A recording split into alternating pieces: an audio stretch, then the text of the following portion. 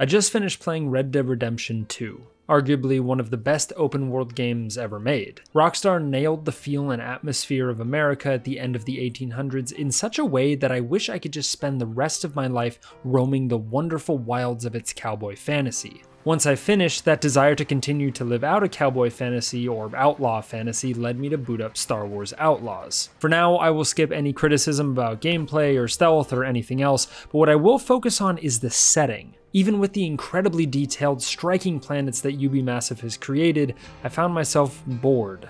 And the moment that I entered spaceflight, I turned the game off. I couldn't escape this fatigue, this deep pit in my stomach whenever I clicked the button to initiate landing. And I kept asking myself over and over again, Sailors fighting in the dance hall. Oh man, look at those cavemen go. It's the freakiest show. Is their life on Mars?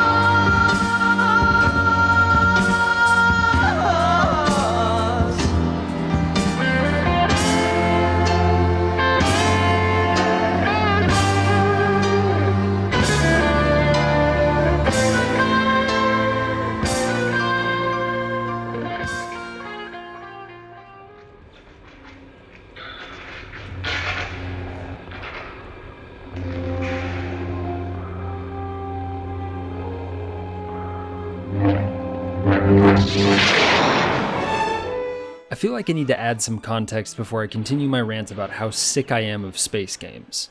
I grew up on Star Wars. It is a major catalyst in relation to my love for movies, acting, editing, animation, video games. It all comes from Star Wars. Over the years, I've watched as the Big Mouse has stripped the IP of any mystery, any mystique and wonder, pushing out film after film, show after show. But in video game land, new Star Wars games still excite me in some way, shape, or form. As someone who grew up playing Battlefront 2 and the Jedi Knight games at friends' houses, had every LEGO Star Wars game, even had the Apprentice of the Force, or whatever it was called on the Game Boy Advance, which rocks, by the way, there was always something novel about wielding a virtual lightsaber, priming a virtual detonator.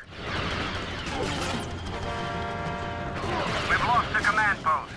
Outlaws takes it one step further, allowing you to step into the shoes of someone akin to the franchise's greatest characters, Han, Lando, Jabba, even the gas mask guy in the first movie who rats them out. You are a scoundrel, and specifically the space scoundrel. Riding around on my speeder as K-Vess had its moments, but I was just tired.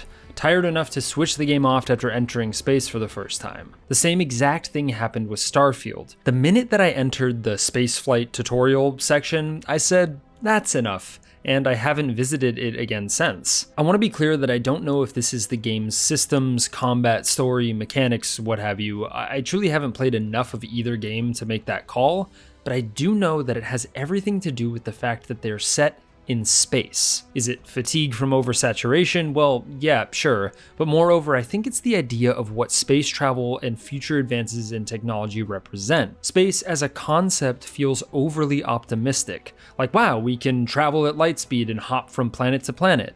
Space has always symbolized hope, even in its bleakest of instances, the admiration that we have come so far as a species to accomplish travel throughout the cosmos. It's an accomplishment to be won, and as an American you grow up learning about the space race and its global and societal impacts. We choose to go to the moon in this decade and do the other things, not because they are easy, but because they are hard. Because that goal will serve to organize and measure the best of our energies and skills, because that challenge is one that we're willing to accept, one we are unwilling to postpone, and one we intend to win, and the others too.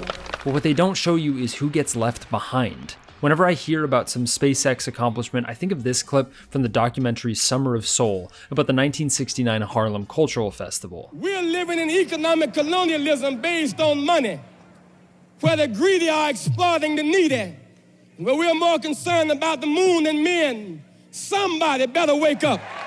This is a country with a gross national product of nearly $1 trillion. The money is here. Any country that can fight an unpopular war, spend more money on weapons than any other single item, and send men to the moon, baby, that country has really got the bread.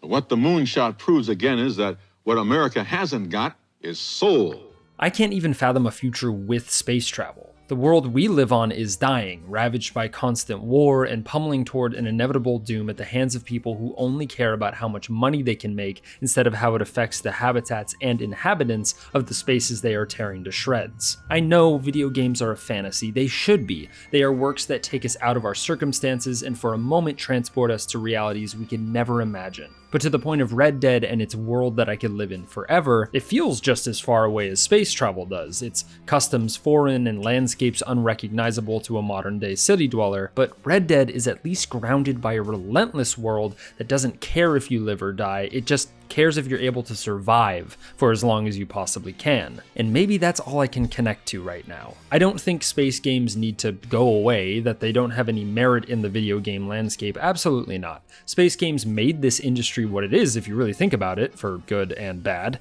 But your Outlaws, Starfields, No Man's Skies all feel so trite in the face of what's happening on the planet we actually live on every day. Space is a vast, unexplored expanse, a region that we know very little about and becomes more exciting and enticing the more we uncover it. But I think our home planet offers just as much excitement, expansion, and joy the more we connect with it in an open and unbiased way.